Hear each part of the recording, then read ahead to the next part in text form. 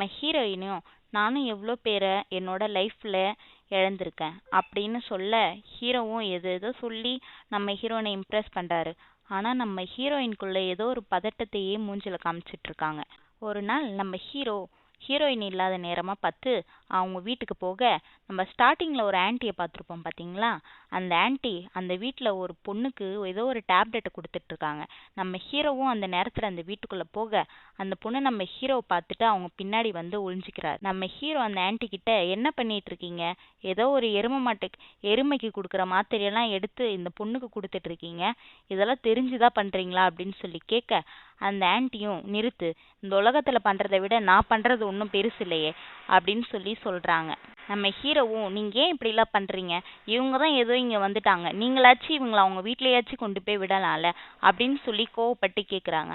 அதுக்கு அந்த ஆன்ட்டியும் என்னது இவங்களை அந்த வீட்டில் கொண்டு போய் விடணுமா, எல்லாம் நீ தெரிஞ்சுதான் பேசுறியா, இவங்களெல்லாம் முதல்ல இங்கே கொண்டு வந்து விட்டது முதல்ல யார் உனக்கு தெரியுமா, தெரிஞ்ச மாதிரி எதையும் பேசாத அப்படின்னு சொல்கிறாங்க.